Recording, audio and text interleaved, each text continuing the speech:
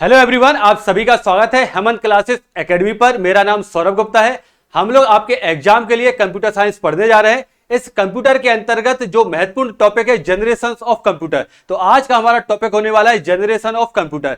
इस टॉपिक से related questions हर एक एग्जाम में, चाहे आप एचपी, जेओ, आईटी पर फोकस कर रहे हो या इसके अलावा हिमाचल प्रदेश के अन्य एग्जाम पर यदि आप फोकस कर रहे हैं, तो ये सभी एग्जाम्स के लिए कंप्यूटर और कंप्यूटर के अंतर्गत ये जो जनरेशन ऑफ कंप्यूटर होता है, ये जो टॉपिक इससे रिलेटेड क्वेश्चंस जरूर पूछे जाते हैं। तो आज की हमारी ये क्लास बहुत इंपॉर्टेंट होने वाली है, इसलिए इस क्लास में आपको ये टॉपिक के साथ साथ एमसीक्यू भी मैंने डाले हैं, जिससे कि आपको ये समझ में आए कि इस टॉपिक से किस हिसाब के क्वेश्चंस या किस टाइप के क्वेश्चंस हमारे एग्जाम में आते हैं। तो चलिए बढ़ते हैं हमारे टॉपिक की ओर।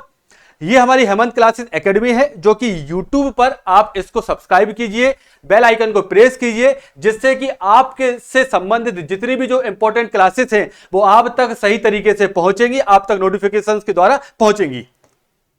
तो जनरेशंस ऑफ कंप्यूटर, तो पहले जनरेशंस क्या होता है ये समझ लेते हैं।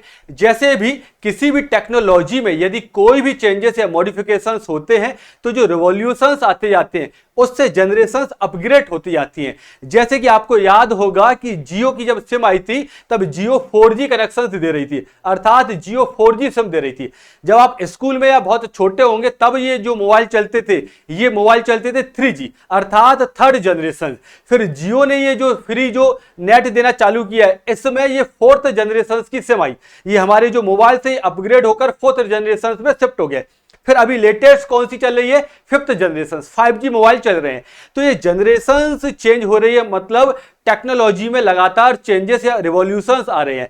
पहले जो 3G चलती थी उसमें नेट की स्पीड बहुत कम होती थी, उसमें kbps किलोबिट पर सेकेंड होती थी, जो कि बहुत कम होती थी। फिर ये 4G के आने से क्या हुआ, नेट की स्पीड थोड़ी सी इंप्रूव हुई है, जिससे कि हमारी जो नेट की जो डाउनलोड स्पीड है वो mbps में आने लगी।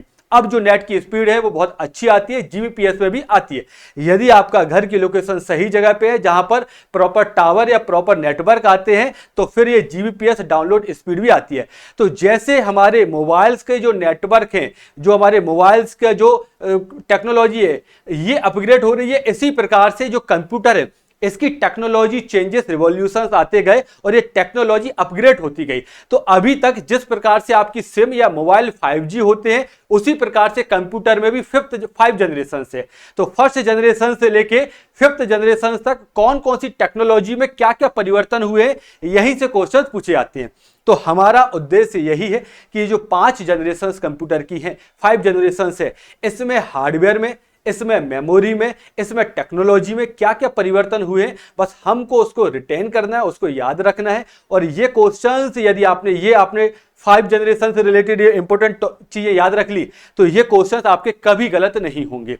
तो इसकी मैं ट्रिक के साथ ही बताऊंगा कि किस जनरेशन में कौन से हार्डवेयर यूज थे, किस जनरेशन में कौन सी हमारी मेमोरी यूज थी। तो ट्रिक के साथ और डिटेल के साथ हम दोनों ही पढ़ने वाले हैं। तो कंप्यूटर में याद रखना, जैसे कि आपके मोबाइल फोन में 5 जनरेशन हुई हैं, इसी प्रकार से कंप्यूटर में अभी जो लेटेस्ट वर्तमान तक करंट तक स्थिति जो ये है कि यहां पर 5 जनरेशन कंप्यूटर में उपलब्ध हैं। तो अभी लेटेस्ट की जनरेशन कौन सी चल रही है, 5th जनरेशन।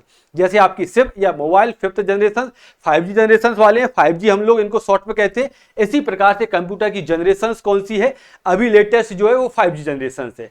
मतलब कंप्यूटर की कितनी जनरेशन आ चुकी है, 5 के पहले ये 4 जनरेशन और आ चुकी है। अब इसी जनरेशंस में हम लोगों को याद रखना है कि कौन कौन सी हार्डवेयर, सॉफ्टवेयर, कौन कौन सी टेक्नोलॉजी, मेमोरीज या क्या क्या स्पेसिफिकेशंस थे ये हर एक जनरेशंस में। बस ये जो चार्ट है, यदि आपने इसको अच्छे से कर लिया तो गारंटेड है कि आपके एग्जाम में कोई भी क्वेश्चन इसके बाहर नहीं जाएगा। बस आप एक बार चार्ट अच्छे से कर लो। तो इसीलिए मैं आपको शॉर्ट में लेके आया हूं कि सारी जनरेशंस एक चार्ट में आपको रिकॉल हो जाए, या नहीं पता है तो एक चार्ट में आपको ये व्यवस्थित तरीके से याद हो जाए। तो फर्स्ट जनरेशन ये जो कंप्यूटर की है, ये फर्स्ट जनरेशन आई थी कब, 1942 में, और ये 1955 तक ये फर्स्ट जनरेशन चली है।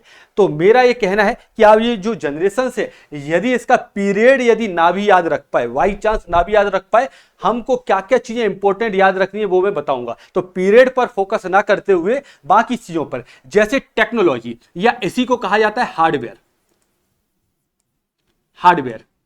तो हार्डवेयर में जो फर्स्ट जनरेशन थी इसमें वैक्यूम ट्यूब का यूज होता था। वैक्यूम ट्यूब आकार में, साइज में बहुत बड़े होते थे, इसलिए जो फर्स्ट जनरेशन के जो कंप्यूटर थे ये बहुत बल्कि होते थे। एक दो रूम में ये कंप्यूटर समाहित होते थे। आकार में बड़े होने के कारण इनकी इलेक्ट्रिसिटी कंज्यूम भी ये ज्यादा थी, तो इलेक्ट्रिसिटी कंजप्शन भी बहुत ज्यादा था। तो फर्स्ट जनरेशन से लेके अभी जो वर्तमान जनरेशन, फिफ्थ जनरेशन से, इसमें साइज लगातार छोटे होते जा रहे हैं। अभी हम लोग जो मोबाइल फोन के यूज करते हैं एक तरीके से वो कंप्यूटर से, कंप्यूटर के बहुत सारे कार्य मोबाइल फोन में भी आजकल हो रही हैं। तो जैसे जैसे ये जो जनरेशन से ये अपग्रेड होती गई, ये जो साइज है और कंप्यूटर की कैपेसिटी, कार्य करने की क्षमता, कंप्यूटर की मेमोरी जो स्टोरेज कैपेसिटी है वो इंक्रीज होती गई। पहले कंप्यूटर बहुत लिमिटेड कार्य करते थे, आज जो कंप्यूटर है जीवन के हर एक फील्ड में ये कार्य करते हैं।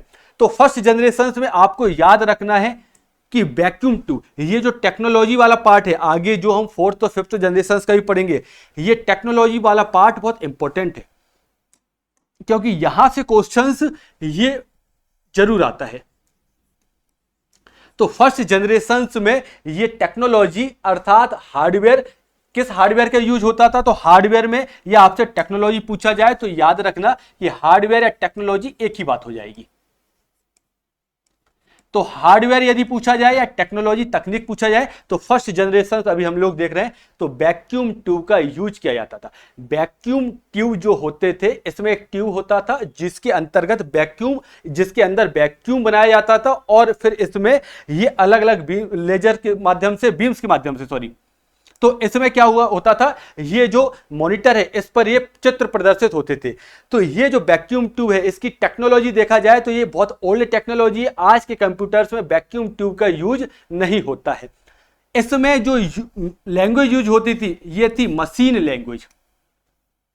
मशीन लैंग्वेज, हमारा जो कंप्यूटर है ये आप लोग अभी जान लो, ये आगे हम लोग कंप्यूटर जितना ही पढ़ेंगे, हमारा जो कंप्यूटर है ये रियल में समझता है मशीन लैंग्वेज। और मशीन लैंग्वेज डिपेंड होती है बाइनरी डिजिट पर, जिसमें 2 डिजिट होते हैं बाइनरी की, 0 एवं 1।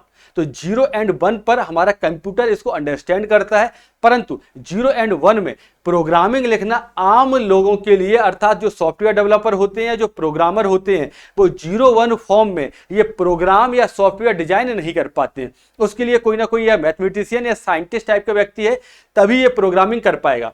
तो ह्यूमन अंडरस्टैंडिंग के लिए ये हाई लेवल लैंग्वेज डेवलप की गई। तो सबसे पहले जो कंप्यूटर थे फर्स्ट जनरेशन के, उसमें लैंग्वेज पूछा जाए तो ये लैंग्वेज थी मशीन लैंग्वेज, जो कि अभी भी कंप्यूटर जो है हमारा ये मशीन लैंग्वेज को अंडरस्टैंड करता है, अभी वर्तमान में भी। बस इसको जो प्रोग्रामिंग या सॉफ्टवेयर जो डिजाइन है ये हाई लेवल लैंग्वेज से कन्वर्ट करके ये मशीन लैंग्वेज में कंप्यूटर को दे दिए जाते हैं। तो अभी हम फर्स्ट लैंग्वेज देख रहे हैं, तो जो फर्स्ट जनरेशन देख रहे हैं इसमें जो लैंग्वेज यूज हो रही थी ये कौन सी थी, मशीन लैंग्वेज। याद रखना कौन सी थी, मशीन लैंग्वेज। इसमें जो मेमोरी यूज होती थी, मेमोरी की कैपेसिटी बहुत कम होती थी। जैसे जैसे ये जनरेशन अपग्रेड होती गई, आजकल आप देख रहे हैं कि 1 टेराबाइट की मेमोरी भी आप पोर्टेबल मेमोरी, अर्थात जो हार्ड डिस्क है, पहले हार्ड डिस्क इनबिल्ट कंप्यूटर में जो हमारा सीपीयू होता था उस पर ये लगी होती थी, आजकल हार्ड डिस्क भी as a portable memory device use हो रहा है, जिसमें क्या है कि आप बाहर से सैमसंग का या जो सैनडिस्क है, अलग अलग हार्ड डिस्क 1 टेराबाइट बहुत बड़ी स्पेस होती है, उसकी hard disk as a memory, आप पोर्टेबल मेमोरी यूज कर सकते हैं। तो ये जो मेमोरी फर्स्ट जनरेशन में जो यूज होती थी, इस मेमोरी का टाइप था पंच कार्ड। क्या था, punch card, paper tape, magnetic drum. तो इसमें याद रखना, ये मैं ट्रिक के साथ बताऊंगा, पंच कार्ड और पेपर टेप ये फर्स्ट जनरेशन की मेमोरी है, जो कि हमारे जो सॉफ्टवेयर है, प्रोग्राम है, उनको स्टोर करने के लिए ये यूज की जाती थी।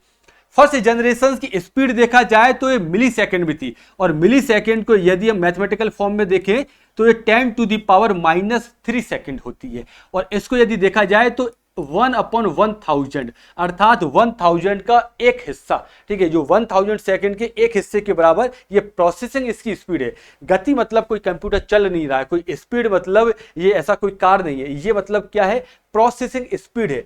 स्पीड को यदि हम देखा जाए तो प्रोसेसिंग, कंप्यूटर को यदि कोई कार्य दिया गया कि कंप्यूटर से बोला गया है कि प्ले द म्यूजिक, या कंप्यूटर पे हम कोई म्यूजिक यदि प्ले करना चाहते हैं, तो ऐसा नहीं है कि कंप्यूटर बहुत देर में करेगा, तो कंप्यूटर 1000 के 1वें हिस्से में उसको करके देगा। तो स्पीड आज की जो कंप्यूटर देखेंगे उससे बहुत कम थी।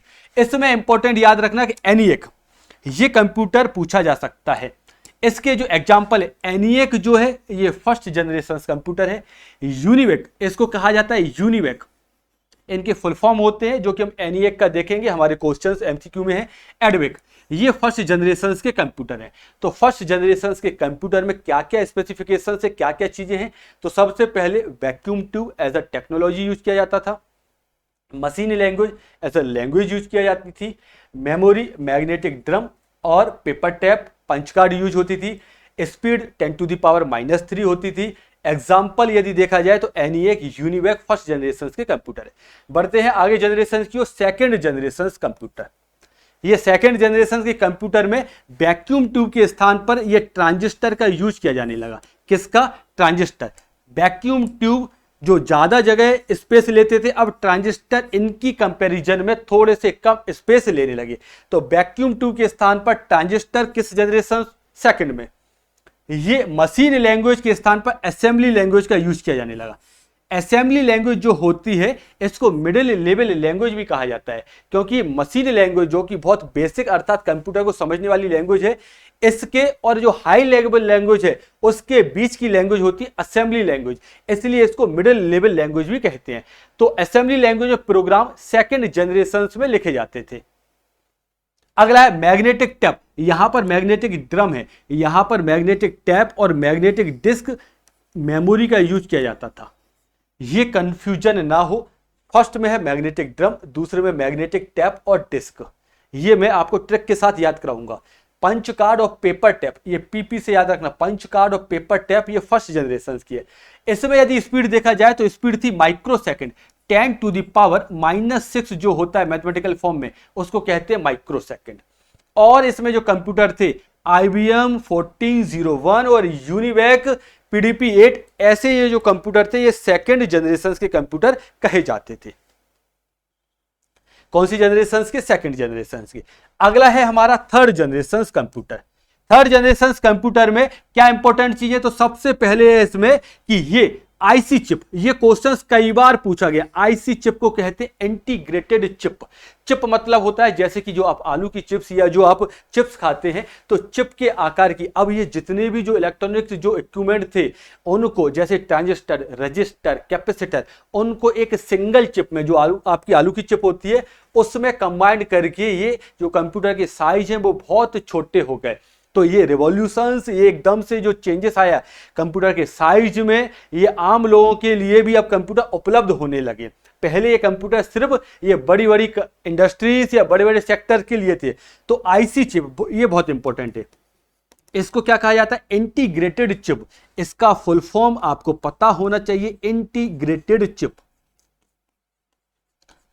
इंटीग्रेटेड चिप, ठीक है। ये कौन सी जनरेशन में आई है? तो ये क्वेश्चन पूछा जाता है। थर्ड जनरेशन में इंटीग्रेटेड चिप ये इवोल्यूट हुई, अर्थात ये टेक्नोलॉजी में ये परिवर्तन आया।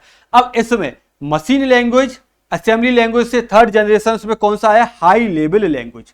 कौन सी लैंग्वेज यूज की जाने लगी? और ये लैंग्वेज मतलब क्या है कि कंप्यूटर को इंस्ट्रक्शंस जो दिए जाते थे वो इंस्ट्रक्शंस ये मशीन लैंग्वेज में कंप्यूटर तो समझता है, परंतु हाई लेवल लैंग्वेज में सॉफ्टवेयर डेवलप या प्रोग्रामिंग की जाती थी, फिर इनको कन्वर्ट किया जाता था मशीन लैंग्वेज में।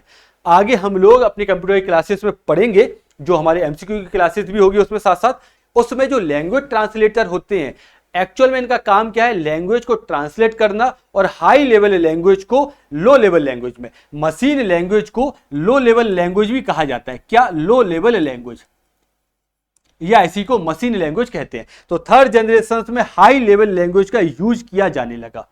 इसमें स्टोरेज और अच्छी हो गई, मैग्नेटिक स्टोरेज आ गई। यही जो मैग्नेटिक टैप और डिस्क की थी, इसकी कैपेसिटी या इसकी स्टोरेज कैपेसिटी बढ़ गई। इसमें नैनो सेकेंड जो कंप्यूटर प्रोसेसिंग स्पीड है 10⁻⁹ नैनो सेकेंड में ये प्रोसेसिंग कार्य करने लगा। और IBM 360, PDP-11 ये कंप्यूटर के जो टाइप है, ये कंप्यूटर है, ये थर्ड जनरेशन के कंप्यूटर है। तो हमको ये भी क्वेश्चन पूछे जाते हैं कि ये इसमें से कोई कंप्यूटर पूछा जाएगा, ये कौन सी जनरेशन का कंप्यूटर है। क्वेश्चंस के माध्यम से हम लोग इसको और बेहतर समझेंगे। अगला है हमारा फोर्थ जनरेशन। थर्ड जनरेशन में आईसी चिप है, फोर्थ जनरेशन जो है, फोर्थ जनरेशन में माइक्रो प्रोसेसर, और माइक्रो प्रोसेसर में आईसी चिप को ही इसमें very large scale integrated chip, जैसे पहले जो थर्ड जनरेशन की जो आईसी चिप थी ये स्मॉल और मीडियम टाइप की थी। इसमें जो जितने इक्विपमेंट, रजिस्टर, कैपेसिटर, ट्रांजिस्टर जो थे, इनकी एक लिमिट थी कि ये 1000 10,000 तक ही ये एक चिप पर आ सकते थे। फिर जैसे जैसे जनरेशन अपग्रेड होती गई तो वेरी लार्ज, इसमें एक एक चिप पर लाखों ये जो इक्विपमेंट है ये समाहित या ये कंबाइंड हो सकते थे। तो ये कंप्यूटर की कैपेसिटी बढ़ती गई, जनरेशन अपग्रेड होने से कंप्यूटर की कैपेसिटी इंक्रीज होती गई। माइक्रो प्रोसेसर, माइक्रो प्रोसेसर को ही हम लोग एक तरीके से कहते हैं सीपीयू। हालांकि हम लोग कंप्यूटर के साथ जो कैबिनेट लगा रहता है उसी को सीपीयू कहते हैं, परंतु माइक्रो प्रोसेसर इसके अंदर एक मदरबोर्ड होता है, उस पर एक चिप होती है, ठीक है, जो कि इंटेल की होती है या अलग अलग कंपनीज की हो सकती है। इंटेल आप लोग ज्यादा देखने को मिलेगी। इसमें ये जो लैंग्वेज है ये सी, यूनिक्स, ग्राफिकल यूजर इंटरफेस, ये हाई लेवल लैंग्वेज के ही टाइप है। थर्ड जनरेशन से हाई लेवल लैंग्वेज ये यूज की जाने लगी थर्ड जनरेशन से, और इसमें भी लैंग्वेज अपग्रेड होती गई। लैंग्वेज में पहले थर्ड जनरेशन में कौन सी थी, यहां पर फोर्ट्रॉन जैसी लैंग्वेज थी, यहां पर सी, यूनिक्स और जीयूआई लैंग्वेज यूज होने लगी। Semiconductor memory, memory semiconductor memory का यूज किया जाने लगा। मैग्नेटिक डिस्क से अब सेमीकंडक्टर मेमोरी की ओर भी, ठीक है, ये अपग्रेड हुए हैं। Pico second, 10 to the power -12, 10 to the power -12, ये पिको सेकंड का यूज किया जाने लगा। अर्थात कंप्यूटर की जो प्रोसेसिंग स्पीड है, अब वो प्रोसेसिंग स्पीड और अच्छी हो गई और फास्ट कंप्यूटर हो गए। अब पहले जो मिली सेकंड से थे अब पिको सेकंड तक आ गए। आईबीएम पीसी, पीसी मतलब क्या होता है, पर्सनल कंप्यूटर, पर्सनल कंप्यूटर। अब ये जो फोर्थ जनरेशन से हम लोग जो यूज करते हैं हमारे घर में पर्सनल कंप्यूटर, जिसको डेस्कटॉप कंप्यूटर या लैपटॉप भी कहते हैं, तो ये जो डेस्कटॉप कंप्यूटर या जो पर्सनल व्यक्ति के लिए, आम व्यक्ति के लिए जो कंप्यूटर का ये यूज जब से हुआ है, तो ये यूज कब से हुआ है, फोर्थ जनरेशन से आम व्यक्ति भी कंप्यूटर का यूज करने लगा। थर्ड जनरेशन तक कंप्यूटर सिर्फ किसके लिए होते थे, बड़े बड़े सेक्टर्स और बड़े बड़े इंडस्ट्री या फैक्ट्री के लिए या रिसर्च सेक्टर के लिए होते थे। तो ये क्वेश्चन पूछा जा सकता है कि कौन सी जनरेशन से कंप्यूटर आम व्यक्तियों के लिए उपलब्ध होने लगे, तो याद रखना फोर्थ जनरेशन, ये इंपॉर्टेंट है, फोर्थ जनरेशन से कंप्यूटर आम व्यक्तियों के लिए भी उपलब्ध होने लगे। और ये कंप्यूटर के टाइप थे, आईबीएम का, आईबीएम कंपनी है, आईबीएम का पर्सनल कंप्यूटर और एप्पल का पर्सनल कंप्यूटर, ये अलग अलग इसमें सॉफ्टवेयर यूज होते हैं जो कि हम लोग नेक्स्ट क्लासेस में देखेंगे। फिफ्थ जनरेशन जो अभी लेटेस्ट और करंट में चल रही है, इसका नाम क्या है, फिफ्थ जनरेशन। जैसे कि आपका मोबाइल भी फिफ्थ जनरेशन है, 5G है, तो 1990 से प्रेजेंट तक जो जनरेशन है 5G जनरेशन है। इसमें ये जो very large scale integrated system था, इसमें अल्ट्रा लार्ज, अब इसमें करोड़ों इक्विपमेंट जो है, इलेक्ट्रॉनिक इक्विपमेंट और डिजिटल इक्विपमेंट है, एक सिंगल चिप जिसको माइक्रो प्रोसेसर कहते हैं, उस पर ये समाहित अर्थात कंबाइंड होने लगे। तो कंप्यूटर की कैपेसिटी इंक्रीज हो गई, और साथ साथ में जो टेक्नोलॉजी है, आर्टिफिशियल इंटेलिजेंस भी, आजकल आप लोग देख रहे हैं कि एआई का यूज हर एक जगह हो रहा है। आप अपने, ठीक है, मोबाइल में यदि आप कुछ चीज सर्च कर लेते हैं तो आपको हर एक प्लेटफॉर्म पर, सोशल मीडिया प्लेटफॉर्म पर वही चीज आपको बार बार दिखती है। तो आर्टिफिशियल इंटेलिजेंस बहुत ज्यादा यूज होने लगा फर्स्ट कंप्यूटर में, जो फिफ्थ जनरेशन में। तो याद रखना कि ए आर्टिफिशियल जो इंटेलिजेंस है ये किस जनरेशन में आया है, फिफ्थ जनरेशन में। एआई लैंग्वेज और एनएलपी लैंग्वेज का यूज किया जाने लगा। आजकल जो एडवांस जो टेक्नोलॉजी हुई है, इसमें हाई लेवल लैंग्वेज के साथ साथ एआई लैंग्वेज का भी यूज किया जा रहा है। इसमें ऑप्टिकल डिस्क, वर्चुअल मेमोरी और ह्यूज स्टोरेज वाली मेमोरी डिवाइस का यूज किया जाने लगा है फिफ्थ जनरेशन पे। ऑप्टिकल डिस्क होती है, आप लोगों ने पहले, आपके बचपन में याद हो तो सीडी आप लोगों ने देखी होगी, कॉम्पैक्ट डिस्क जिसको फुल फॉर्म है। इसके अलावा आप लोगों ने डीवीडी देखी होगी, सीडी के बाद फिर आया डीवीडी। आपके घर में हो सकता है कि सीडी या डीवीडी प्लेयर भी होंगे। तो ये सीडी और डीवीडी प्लेयर है, ये ऑप्टिकल डिस्क थी। कैसी थी, ऑप्टिकल, अर्थात इसमें जो जो कोई भी स्टोरेज डेटा स्टोर करना है, इसके लिए लाइट की सहायता, लेजर लाइट की सहायता ली जाती थी। इसलिए ऑप्टिकल मतलब क्या होता है, लाइट्स। तो जिसमें लेजर लाइट के द्वारा ये जो मेमोरी है इसको रीड व राइट किया जाता है, उसको कहते हैं ऑप्टिकल डिस्क। वर्चुअल मेमोरी आजकल हम लोग जो गूगल ड्राइव देखते हैं या अलग अलग ऐसी मेमोरी जो कि हमारी कंप्यूटर या लैपटॉप की फिजिकल मेमोरी को ये स्पेस नहीं लेती है, ये वर्चुअल मेमोरी इंटरनेट के माध्यम से ये वर्चुअल मेमोरी का यूज होता है। ह्यूज स्टोरेज मेमोरी जिसके अंतर्गत आजकल एसएसडी हार्ड डिस्क का टाइप और इंक्रीज या इसकी कैपेसिटी या इसकी स्पीड और अच्छी होगी। एसएसडी पहले एचडीडी हार्ड डिस्क जो होती थी, हार्ड डिस्क ड्राइव, अब ये किसकी ओर शिफ्ट हो रही है, सॉलिड स्टेट ड्राइव। तो ये याद रखना कि अब कंप्यूटर में ये मेमोरी में जो है, मेमोरी में जो है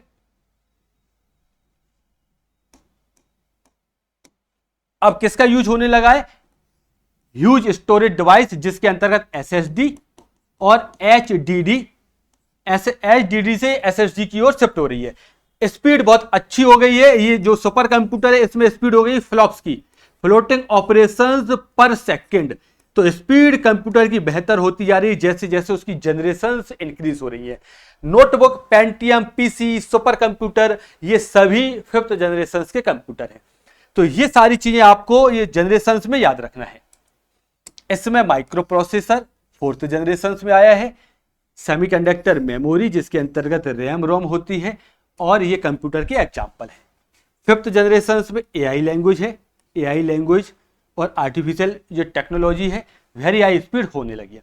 अब इस जनरेशन में जो इंपॉर्टेंट चीज है उसको हम लोग ट्रिक के माध्यम से देखते हैं। चलिए, तो अब जो फर्स्ट जनरेशन से इसमें जो हमारी जो मेमोरी थी, हम लोगों ने जो अभी देखा है मेमोरी कौन सी थी, मैग्नेटिक ड्रम। कौन सी थी, मैग्नेटिक ड्रम। फिर सेकंड जनरेशन में तो मैग्नेटिक तो आपको कॉमन है, सेकंड जनरेशन में ड्रम से ये डिस्क की ओर शिफ्ट हो गई, मैग्नेटिक टैप, और या इसी को डिस्क है। थर्ड जनरेशन में मैग्नेटिक स्टोरेज। 4th जनरेशन में सेमीकंडक्टर मेमोरी इन्वेंट हुई। कौन सी मेमोरी, सेमीकंडक्टर मेमोरी। और 5th जनरेशन में ऑप्टिकल डिस्क या virtual memory. Optical disk, virtual memory, ये 5th जनरेशन की मेमोरी के टाइप है। यदि इसको हम लोग ट्रिक से याद रखेंगे, ड्रम पर टैप रखकर स्टोरेज में सेमी ऑप्टिकल, ये ट्रिक आप यदि बहुत अच्छी ट्रिक बनाने में यदि अच्छा है तो आप अपनी खुद की ट्रिक भी बना सकते हैं, नहीं तो मेरे द्वारा जो कोशिश की गई है उस ट्रिक से भी आप मेमोरी को अच्छे से याद रख सकते हैं। तो ये जो ट्रिक है इससे आप 5 जनरेशन की ये मेमोरी है इसको याद रख सकते हैं। क्या, ड्रम पर टैप रखकर स्टोरेज में सेमी ऑप्टिकल।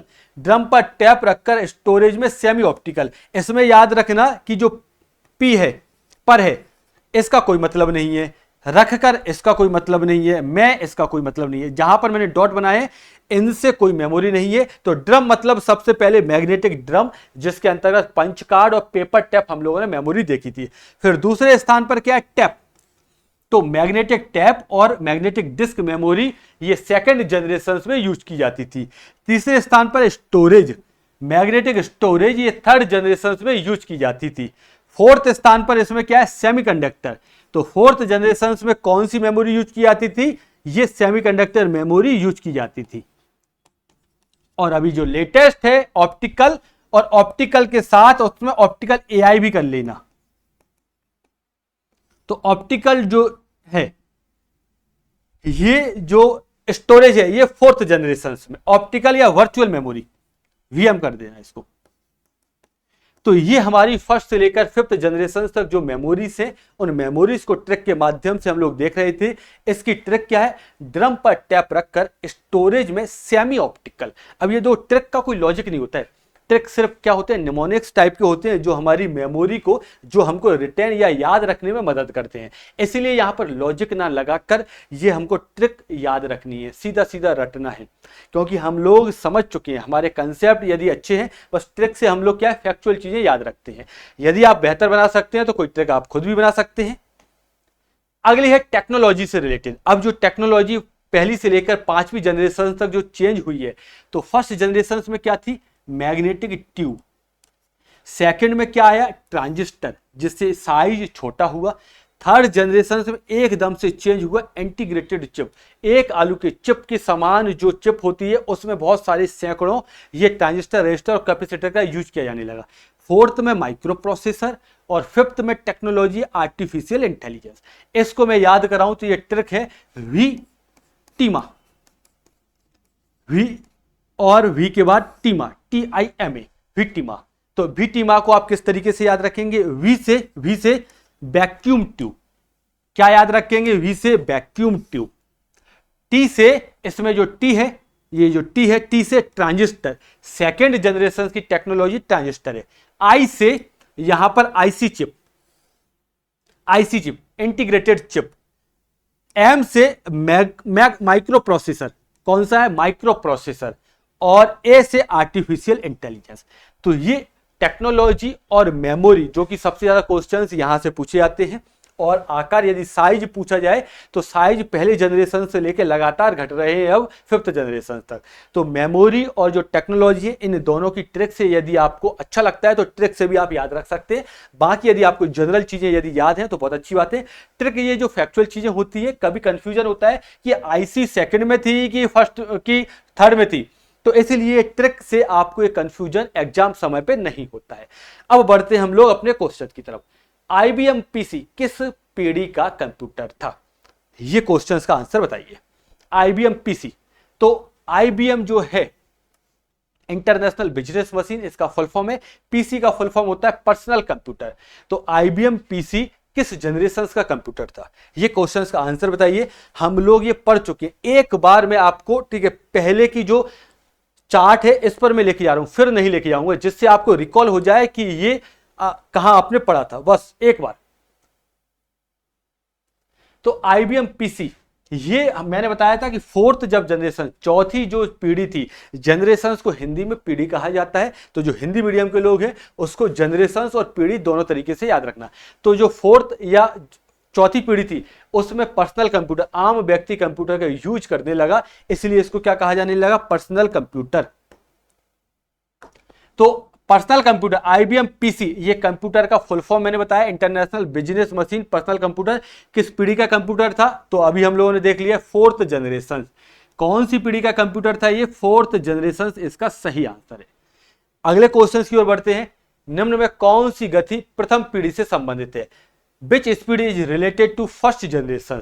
तो हम लोग देख रहे थे अभी चार्ट के माध्यम से कि पहली जनरेशन जो थी उसकी प्रोसेसिंग स्पीड यदि करंट की जनरेशन से देखा जाए तो बहुत कम थी। तो पहली जनरेशन हमारी 10⁻³ से स्टार्ट होती है और पिको सेकंड अभी 10⁻12 और या फ्लॉप्स, ये हमारी इस प्रोसेसिंग स्पीड है। फ्लॉप्स एक्चुअल में क्या है? सुपर कंप्यूटर की स्पीड की गणना की जाती है फ्लॉप्स में। और सुपर कंप्यूटर में जो टेक्नोलॉजी अपनाई जाती है इसमें पैरेलल प्रोसेसिंग होती है, इसलिए इसकी स्पीड बहुत अधिक होती है। तो ये पहली जनरेशन जो 10⁻³ लिखा है इसको कहा जाता है मिली सेकेंड। क्या कहा जाता है? मिली सेकेंड। फिर मिली, माइक्रो, नैनो, पिको, फ्लॉप्स, इस तरीके से हमारी जो स्पीड है ये इंक्रीज होती गई। तो फर्स्ट जनरेशन की स्पीड क्या है? फर्स्ट जनरेशन की स्पीड है मिली सेकेंड। अगला है हाई लेवल लैंग्वेज का विकास किस पीढ़ी में हुआ? तो हाई लेवल लैंग्वेज मतलब क्या है कि ऐसी लैंग्वेज जिसको इंसान समझ सकता है, हाई लेवल लैंग्वेज कहते हैं। और ऐसी लैंग्वेज जिसको कंप्यूटर समझता है उसको लो लेवल लैंग्वेज या इसी का दूसरा नाम है मशीन लैंग्वेज कहा जाता है। तो हाई लेवल लैंग्वेज जो थी ये थर्ड जनरेशन में, पहली जनरेशन में लो लेवल या मशीन लैंग्वेज थी, हम लोगों ने देखा है। सेकंड जनरेशन में असेंबली लैंग्वेज थी जिसको मिडिल लेवल लैंग्वेज कहते हैं। हाई और लो लेवल की ये बीच की लैंग्वेज है। और थर्ड जनरेशन की जो लैंग्वेज थी ये कौन सी थी? High level language. इसको याद रखना, हाई लेवल लैंग्वेज। अगले क्वेश्चन की तरफ बढ़ते हैं। ऑपरेटिंग सिस्टम का विकास मुख्य रूप से किस पीढ़ी में हुआ है? ऑपरेटिंग सिस्टम, ये क्वेश्चंस बहुत अच्छा है। अब देखो फोर्थ जनरेशन से, जब से इंसानों ने, ह्यूमन ने, ठीक है, ये कंप्यूटर का यूज किया है फोर्थ जनरेशन से, तभी से ऑपरेटिंग सिस्टम आया है। जैसे कि आपका जो लैपटॉप है, यदि आपके पास लैपटॉप है या कंप्यूटर है तो आप उसमें विंडोज ऑपरेटिंग सिस्टम यूज करते हैं, आपका लैपटॉप विंडोज बेस्ड है। यदि आप पैसे वाले हैं, बहुत अच्छे हैं, तो यदि आप एप्पल का लैपटॉप मैकबुक यूज करते हैं तो आपके जो एप्पल के जो लैपटॉप होगा उसमें मैक ओएस ऑपरेटिंग सिस्टम होगा। तो ये जो ऑपरेटिंग सिस्टम है, अर्थात जो हमारे कंप्यूटर के जो कोर फंक्शंस, फंडामेंटल कार्य करता है, वो ऑपरेटिंग सिस्टम करता है। इसकी डिटेल क्लास हमारे एप्लीकेशंस पर डली गई है। तो यदि आप चाहते हैं कि सिस्टमैटिक और डिटेल्ड में यदि पढ़ना है तो हमारे एप्लीकेशंस पर मात्र 499 500 रुपए का कोर्स है, जिसमें कंप्यूटर को जीरो से लेकर एडवांस तक बहुत अच्छे से पढ़ाया गया है। उसमें साथ साथ आपको ये जो कंप्यूटर की हर एक जो क्लासेस हैं उनकी पीडीएफ नोट्स उपलब्ध कराए गए हैं, उनकी एमसीक्यू की प्रैक्टिस कराई गई है, और साथ साथ में डिटेल और सिस्टमैटिक, ये जो कंप्यूटर है ये सिस्टमैटिक तरीके से पढ़ाया गया है। तो ये ऑपरेटिंग सिस्टम क्या होता है, इसको डिटेल में operating system, system software, machine language, application software, ये सारी चीजें उसमें, यूटिलिटी सॉफ्टवेयर, सभी को डिटेल में पढ़ाया गया। ऑपरेटिंग सिस्टम का विकास हुआ है फोर्थ जनरेशन से। कौन सी जनरेशन से? फोर्थ जनरेशन से। ये चीज याद रखना, ऑपरेटिंग सिस्टम फोर्थ जनरेशन से आए हैं। प्रथम पीढ़ी के कंप्यूटर में किस तकनीक का उपयोग किया गया था? फर्स्ट जनरेशन की जो कंप्यूटर थे, विच technology was used in first generation computer? तो ये क्वेश्चन तो आपको बनना चाहिए, क्योंकि हम लोगों ने फर्स्ट जनरेशन से लेकर फिफ्थ जनरेशन ये पढ़ लिया है। तो फर्स्ट जनरेशन में वैक्यूम ट्यूब, सेकंड में ट्रांजिस्टर, थर्ड में आईसी चिप, फोर्थ में क्या था हमारा, आईसी चिप के बाद माइक्रो प्रोसेसर, और फिफ्थ में क्या था, एआई टेक्नोलॉजी। तो ये जो आईसी चिप जो थर्ड जनरेशन में आई है, इसी को और अच्छी कैपेसिटी के साथ फोर्थ और फिफ्थ जनरेशन में भी ये वीएलएसआई और यूएलएसआई में लेके आए हैं। तो ये यहां पर फर्स्ट जनरेशन का पूछा है, तो फर्स्ट जनरेशन में वैक्यूम ट्यूब, जो कि आकार में, साइज में बहुत बड़े होते थे, इसीलिए कंप्यूटर्स बहुत बल्की होते थे, इलेक्ट्रिसिटी भी ज्यादा कंज्यूम करते थे। अगला क्वेश्चन है, GUI ग्राफिकल यूजर इंटरफेस किस पीढ़ी में लोकप्रिय हुए? GUI become popular in which generations? तो ये जो हम लोग, ठीक है, अभी पढ़ रहे थे, उसमें फोर्थ जनरेशन में ऑपरेटिंग सिस्टम आया। तो ऑपरेटिंग सिस्टम जब सबसे पहली बार इन्वेंट हुआ तो ये क्या था, कमांड बेस्ड था, कमांड लाइन बेस्ड, इसको CLI कहते थे, कमांड लाइन बेस्ड। जिसमें क्या होता था, आप लोगों यदि, ठीक है, देखा होगा कि इसमें कंप्यूटर को कोई भी कार्य करने के लिए कमांड देनी होती थी। कंप्यूटर को कोई कार्य कराना है तो ऐड, अर्थात एडिशन कराना है तो ऐड की कमांड, तो इस तरीके से कमांड देनी होती थी। तो आम इंसानों को इतनी सारी कमांड्स याद रखना बहुत मुश्किल था। फिर इसमें क्या कर दिया गया कि कमांड के स्थान पर जो जो भी कमांड कंप्यूटर में हो सकती है उनके आइकन बना दिए गए, आइकन, या उनको इमेज के माध्यम से, इसी को क्या कहते हैं, GUI ग्राफिकल यूजर इंटरफेस के माध्यम से कंप्यूटर पे, जैसे कि आप अपना लैपटॉप ओपन करते हैं तो आपका जो होम पेज आता है, या आप अपना कंप्यूटर जो उपयोग करते हैं तो उसका जो होम पेज है, ये होम पेज है, इसमें बहुत सारे ऐसी इमेज के ये बॉक्सेस बने गए हैं। आपको माय कंप्यूटर वाले इमेज पे जाना है तो माय कंप्यूटर पर डबल क्लिक करते हैं आप, ठीक है, माय कंप्यूटर में जो भी चीजें हैं, आपको इंटरनेट एक्सप्लोरर, यहीं पर एक इस तरीके से इंटरनेट एक्सप्लोरर या गूगल क्रोम का यदि ये इमेज बना हुआ है, तो आजकल ये इंसानों को कोई भी कंप्यूटर को कमांड या कोई भी कंप्यूटर का कार्य करना है तो उसको कमांड याद नहीं रखनी है, वो सिर्फ जो इमेज दी गई है जिसको क्या कहते हैं, GUI, बस उस पर डबल क्लिक करता है, उसका यूज करता है, एप्लीकेशन सॉफ्टवेयर हो या कोई और सॉफ्टवेयर। तो ये आए थे फिफ्थ जनरेशन में। कौन सी जनरेशन में? फोर्थ, यहां पर फर्स्ट, सेकंड, थर्ड, ये फोर्थ जनरेशन में, फोर्थ जनरेशन में, ठीक है, ये थर्ड जनरेशन में था, यहां पर आंसर था थर्ड जनरेशन, तो ये है फोर्थ जनरेशन। तो GUI ग्राफिकल यूजर इंटरफेस का यूज किया जाने लगा फोर्थ जनरेशन से, ठीक है। तो फोर्थ जनरेशन से ये GUI based operating system use किए गए। अगला क्वेश्चन है, आईसी का प्रयोग किस पीढ़ी में शुरू हुआ? तो मैंने बताया कि आईसी के आने से कंप्यूटर में एकदम से बहुत विकास हुआ, रिवॉल्यूशन आया। तो ये आईसी का प्रयोग हुआ था थर्ड जनरेशन से, तीसरी जनरेशन से ये आईसी का यूज किया जाने लगा। ठीक है, तो इसमें कंफ्यूजन नहीं रहे आपको, इसलिए याद रखना ऑपरेटिंग सिस्टम यदि पूछा जाए,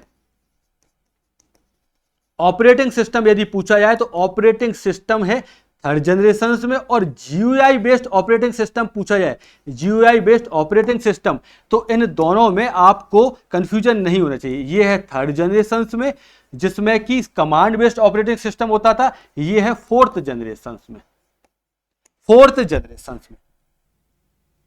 अगला, कंप्यूटर किस पीढ़ी में इंटरनेट का विकास हुआ है, किस पीढ़ी में इंटरनेट का विकास हुआ है? तो इंटरनेट जो है, आज जो हम इंटरनेट अर्थात पूरी दुनिया के साथ जो कनेक्टेड हैं, तो ये इंटरनेट आया था फिफ्थ जनरेशन में। तो फिफ्थ जनरेशन में क्या आया था? इंटरनेट आया था। जो अभी लेटेस्ट, जो वर्तमान में करंट में जो जनरेशन चल रही है, ये है फिफ्थ जनरेशन। अब देखो, एक होता है नेटवर्क और एक होता है इंटरनेट।